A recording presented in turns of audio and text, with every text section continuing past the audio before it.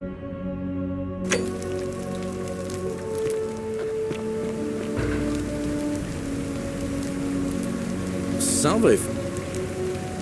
Oh. Alright, let me see. Stop Fabia going in, but send the new arrival to the empty shrine. Understood. I'll go, but once I'm done, I'll need you to tell me how you know all of this.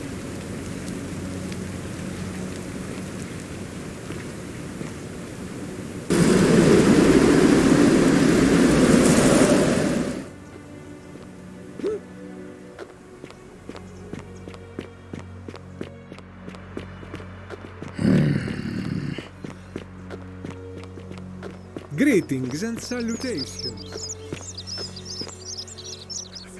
You there! I'm sorry, no idea how you managed to get your hands on it, especially. And before you ask, no, I wouldn't dream of trying to buy it from you. But I would like to propose a joint business venture of sorts.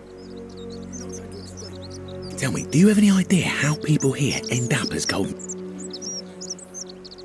Well, between you and me, I found an old scroll from years ago, hastily written, in which the author claimed something extraordinary and terrifying. He wrote that when the golden rule is broken, statues spring to life all over the city, wielding golden bows and begin firing golden arrows at the inhabitants. Supposedly, one or two of those arrows is enough to turn a full-grown man into gold. Now, of course, that is a travesty, a terrible, horrible waste of human life, which has to be stopped.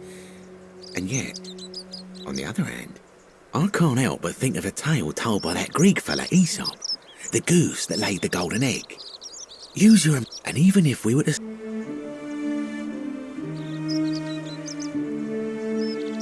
Oh, I'm not suggesting we use such a bow on people.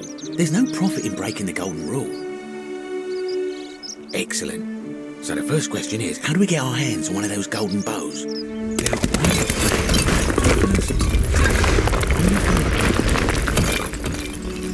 Good. Diana is our goddess of the hunt. The one thing priests and poets, and it just... And would you... Oh, gods, no. No, here's what I propose. You enter the shrine, extinguish the braziers, and under cover of darkness, swap out the fake for the original. It's not theft exactly, it's more of a trade.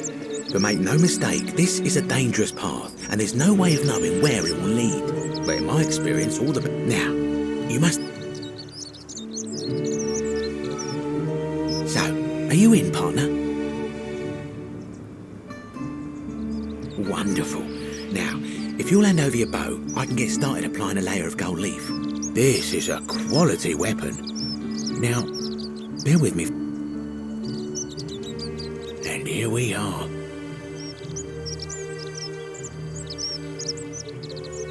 Now, I've gone and unlocked the Shrine of Diana for you, so as quick as you can, head on inside. It's just at the end of the street on the left. May the gods not watch over you.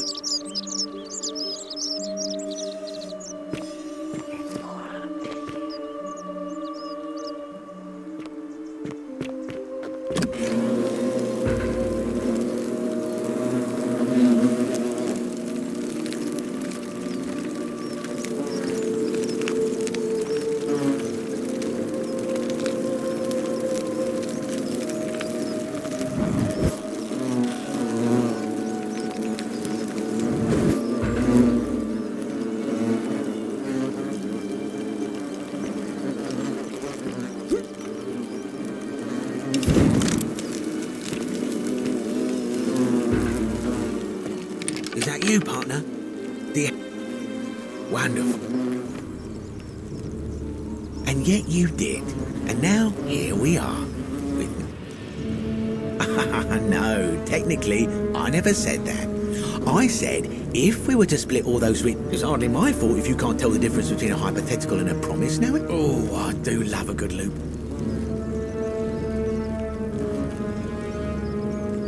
Not a very effective threat, is it? See, your first problem is, you're in there, and I'm out here. Your second problem is the golden rule. What are you going to do? Kill us all? It's an empty threat. The bow, now. And don't even think about giving me the fake one. I'll recognise my own handiwork.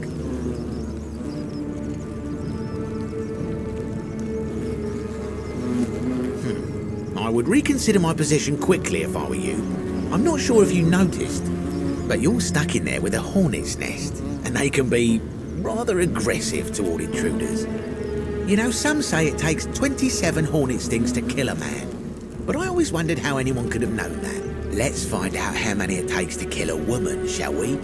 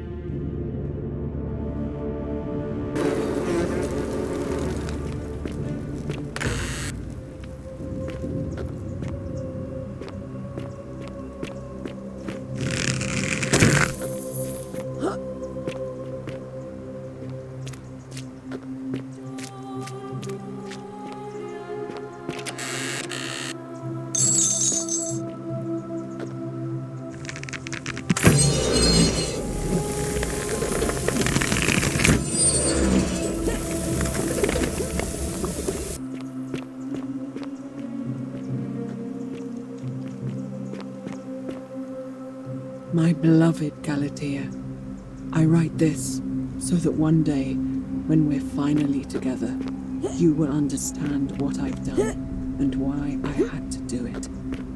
The others will call me mad or a monster, but I don't care what they think. Everything I'm doing here, I'm doing for you. I'll start at the beginning. Soon after my arrival here, as I walked down a corridor lined with golden statues, I thought I heard a whisper behind me, a rasp there, as if vocal cords of metal strained to say a word or two. I tried to dismiss the idea, tried to concentrate on my work as the city's medic, but that tortured whisper haunted me. Weeks later, in the hallway to the bathhouse, I heard it again, and found myself drawn to the statue of a Roman woman wearing a stola. Her face was contorted with anguish and fear, and disturbingly,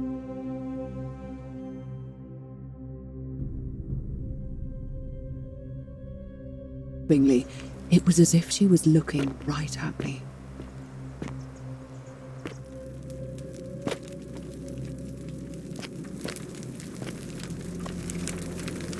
As I walked past her, I heard that strange whisper again, and turning back, I discovered that even though I had moved, she was still looking right into my soul.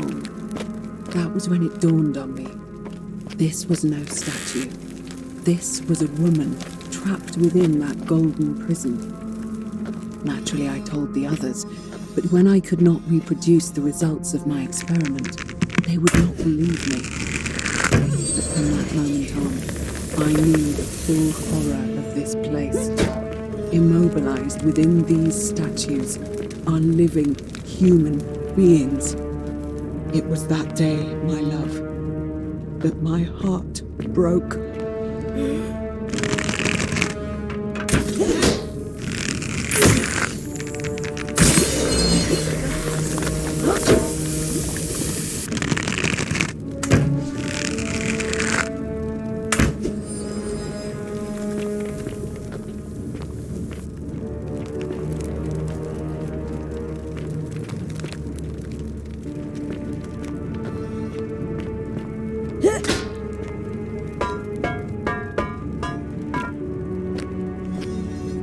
You're not supposed to be here.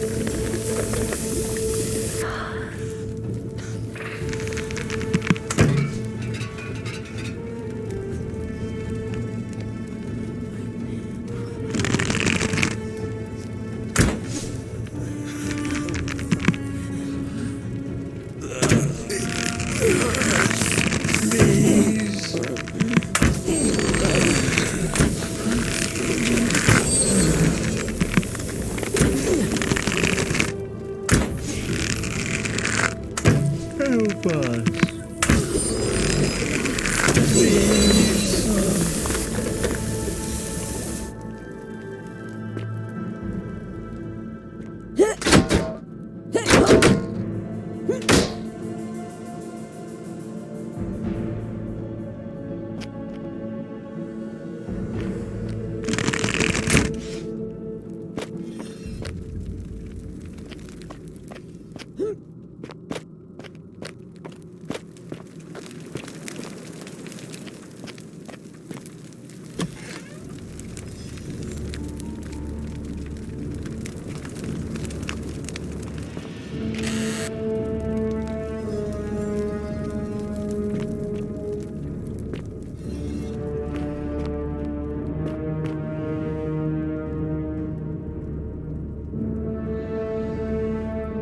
My beloved Galatea, after I learned the terrible truth about the golden statues, I wandered the city as if in a nightmare. What must life be like for these poor souls, entombed in gold, but kept alive somehow? Trapped in their own personal Tartarus, consigned to eternal torment, too horrific for any sane mind to comprehend. I tried to offer them what small mercies I could. I began to talk to them, to keep them company.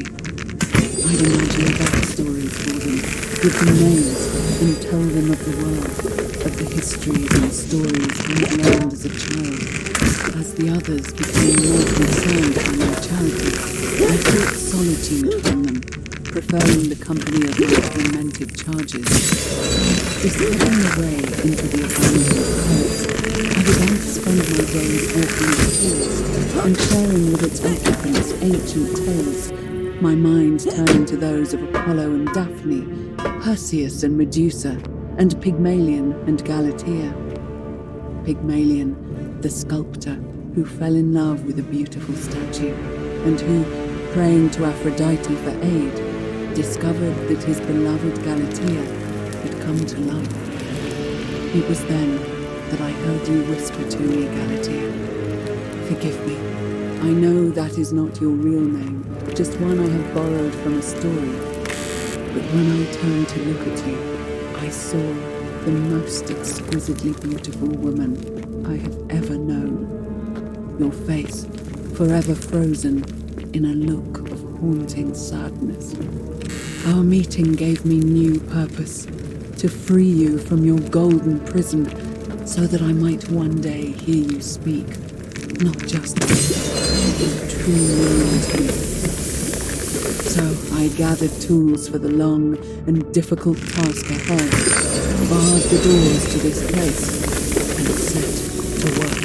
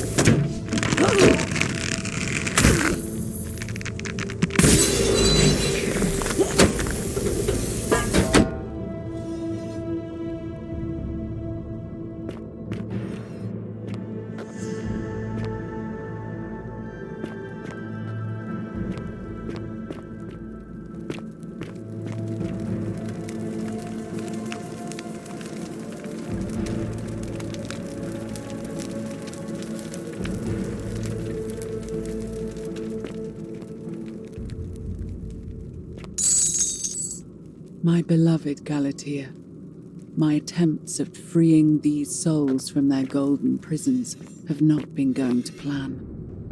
My first charge was a Greek woman who I called Iodame after the Athenian turned to stone by Medusa. Drilling through the gold that encased her, I was vindicated by the discovery that beneath half an inch of gold, which is so rigid it must be some kind of alloy, was living flesh. Unfortunately, this golden alloy seems to have fused with her skin, so removing it exposed the sinew and muscle beneath and appeared to cause her great pain. At first, I braced myself, expecting that inflicting such pain would break the golden rule. Yet, somehow, it didn't. It seems whichever god is responsible for imprisoning these poor souls does not care about their suffering at all. They are forsaken. Undeterred, I pressed on, working late into the night, attempting to remove the golden layer that encased her as delicately as I could. Eventually, I was able to free most of her body, but when I released her from her restraints, her first act was to lunge for my throat, clawing at me with all her strength and those sharp metal talons. This was my offense for trying to save her. Whatever possessed Iodame to attack, she was clearly not a suitable subject for my experiment, and I was forced to lock her inside an isolated wing of the palace and bar the door. As I continued working on others, I could hear her flailing and launching herself at the other side endlessly. Regrettably, my other experiments bore similar results, and after relocating a few times, most of the palace is now too dangerous to work in. Still, as much as my heart aches to know that you're suffering, I cannot risk attempting to ungild you yet. Not until I have perfected a method that will bring you back to me, whole in both mind and body, and ensuring your humanity is preserved. I promise you this. One day we will be together, even if I have to free every last statue in this God's forsaken place.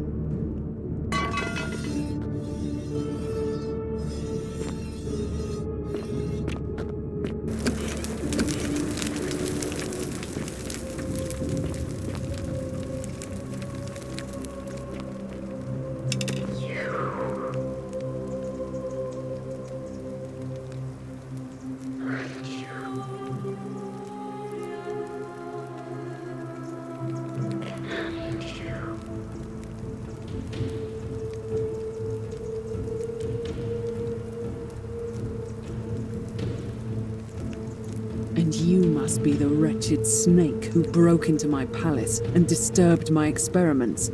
And, worst of all, look at what you made me do to her. This never would have happened if you just stayed away. You're going to pay for that.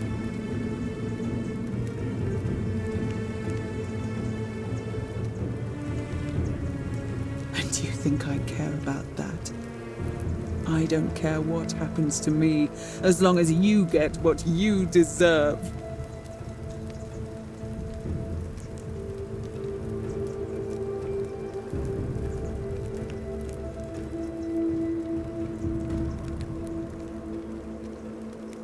You think you can bring me down with your little wooden arrows before I jam this blade into your throat? What? How? That's impossible. You're trying to intimidate me.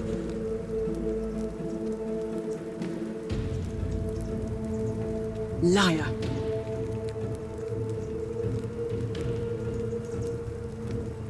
Really? I'm not sure I believe you. But if you can undo this mess, I'll give you the key to my old medical chest in the Shrine of Apollo. I imagine it would help Lucretia ease the suffering of those still in the city. But if you're lying to me, I'll break the golden rule and kill you and everyone else in this city. Understood?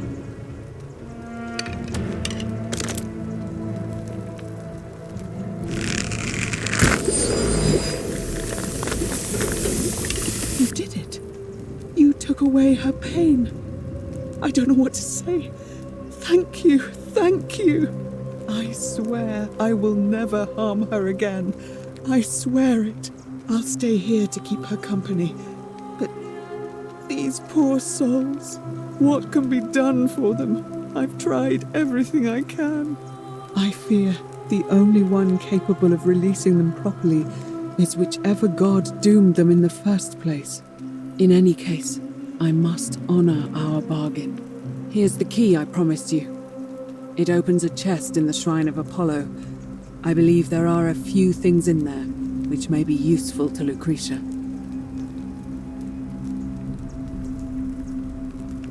Now, please leave. The door here leads out onto the palace balcony. You should be able to make your way down from there. Go, and never return.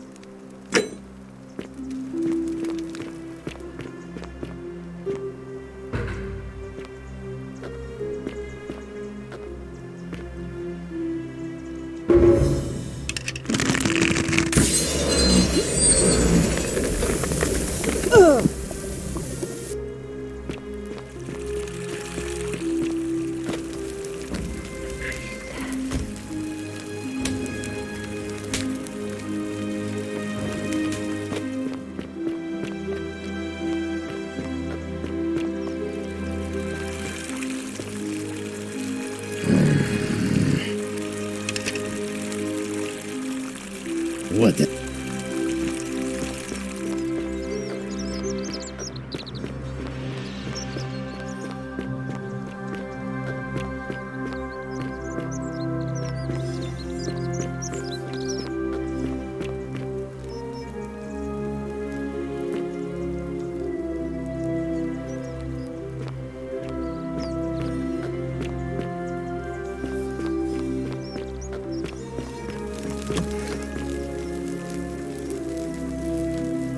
What are you doing in here?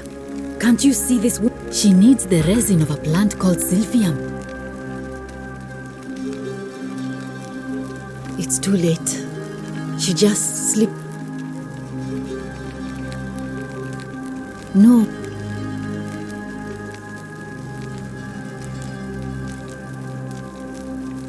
Oh no.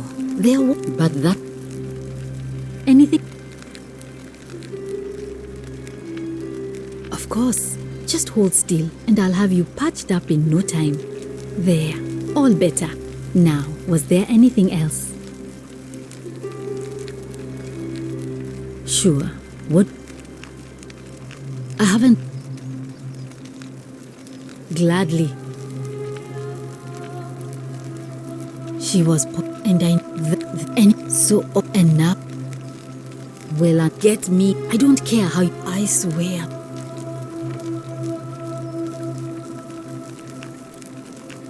Well...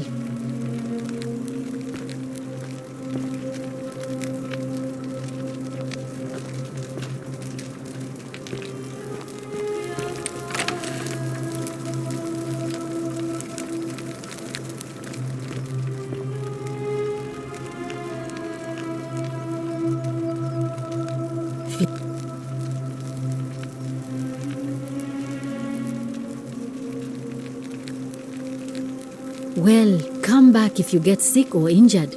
Day or night, I'll do what I can.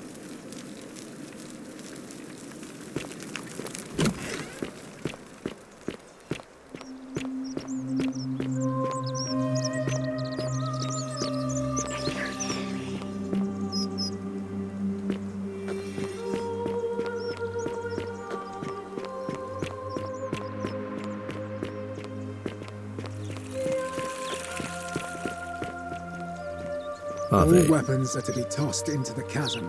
Magistrate's orders. We have? Wait, I must have entrusted. Is that about.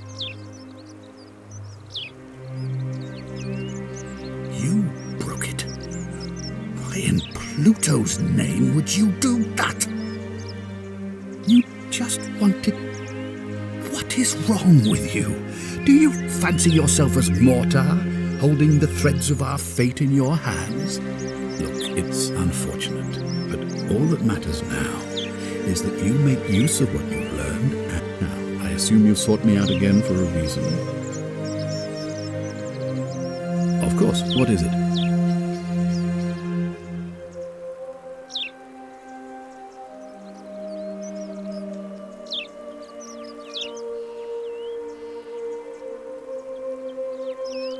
Well, if you stopped one person from breaking it and you're still here, then there must be someone else about to break it still. Allow me to explain. When I discovered the ritual to Proserpina, the instructions came with a warning about paradoxes. The crux of it is this.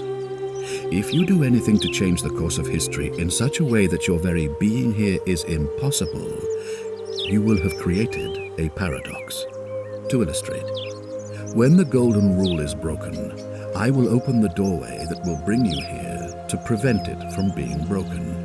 If you manage to succeed in saving our lives, then I will have no reason to open the doorway, and you will never have come here. A paradox. You see? The same thing would happen if you, say, inadvertently, allowed me to die. If I can't summon you, then you can't be here, obviously. If either of those things were to happen, I am given to understand you would be flung back to your original time, having changed the course of history for us and yourself. So the fact that you are still here means someone is going to break the golden rule, and there is yet work to do. Understand? Excellent. So it looks like you'll have to continue your investigation. Of course. Yes?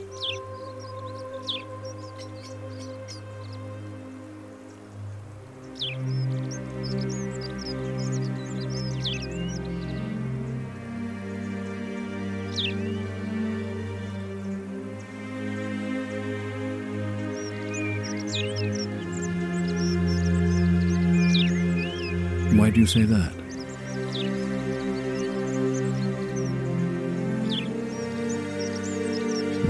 So I'm told. This is truly atrocious behavior, which undermines the very foundations of our democracy.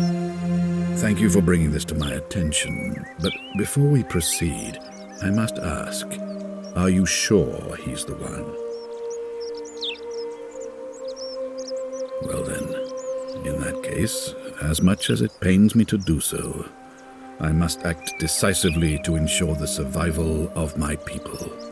As magistrate, I hereby declare him an enemy of Rome and authorize his execution by your hand, forthwith.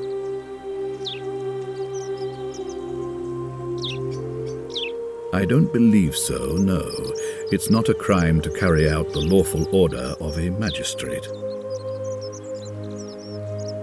So now you're an expert on Roman law, are you?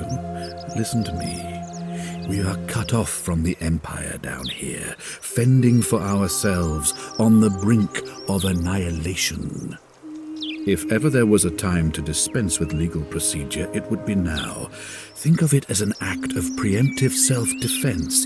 Think of the lives you'll be saving. Then perhaps you would prefer the feeling of being responsible for the deaths of everyone in this city. Now is not the time for cowardice in the guise of philosophical introspection. Now is the time for action. You have your order. Carry it out. Any way you can. I would think that bow you're carrying should suffice. Thank you. Please act quickly before it's too late.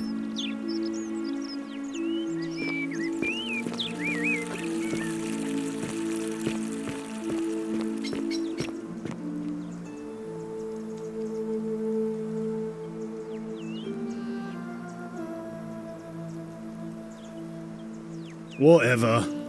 Just The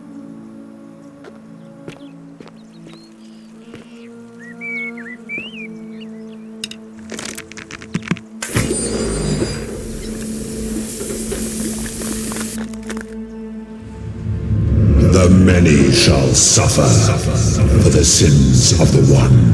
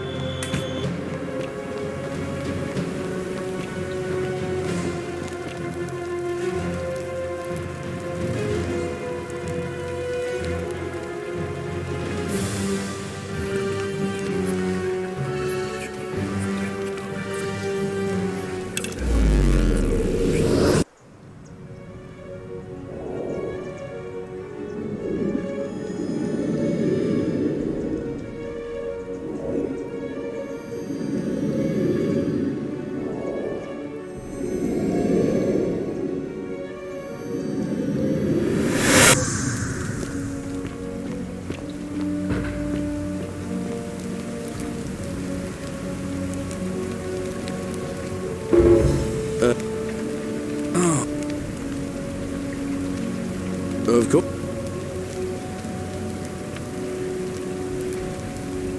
All right. See you around.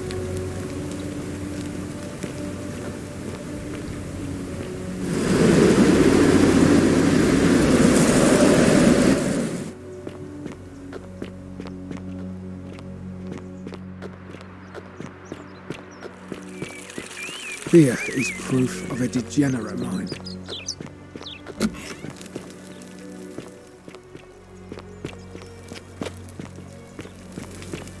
Oh, don't mind me. I just live here. We're finally alone. I assume you already... I must have... Is that about? Seems rather brash, but all right. Why have you sought me out? Of course. What is it? Why? It looks like you're... Thank you.